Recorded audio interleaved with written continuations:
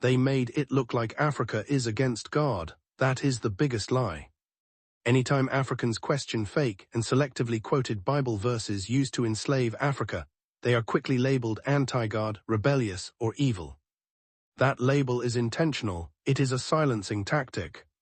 African Bible scholars know these verses were abused and weaponized. They know the context was twisted. Yet many chose to monetize religion, protect institutions, and deceive good African people instead of telling the truth. Let it be known today. Africa is not against God, never was. Africans worship God not because of what they will get, but because God is our creator. Before missionaries arrived, Africans already knew God, morality, order, and reverence. The verses they quoted to enslave Africa. These were the scriptures preached loudly without context to justify chains. Ephesians 6:5. Servants, be obedient to them that are your masters according to the flesh. Colossians 3:22. Servants, obey in all things your masters according to the flesh. 1 Peter 2:18. Servants, be subject to your masters, not only to the good and gentle but also to the froward. Leviticus 25:44-46. Your bondmen and bondmaids shall be your possession, they shall be your bondmen forever.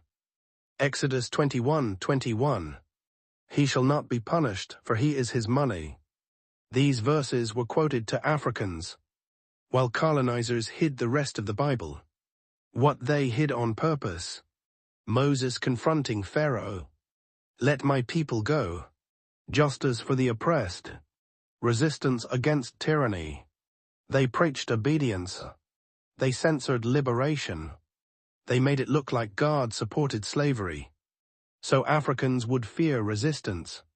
The real truth. It was the foreign invaders who manipulated God's name. It was them who turned faith into psychological warfare. They knew Africans already had a strong relationship with God, so they corrupted the message instead of destroying it. They lied that Bible was God's words. God can't allow his creature enslave his fellow creature. When you talk about lies in the Bible, they started accusing you of speaking against God, religious blackmail. Questioning this deception is not rejecting God. Rejecting lies is honoring truth. Africa has always walked with God.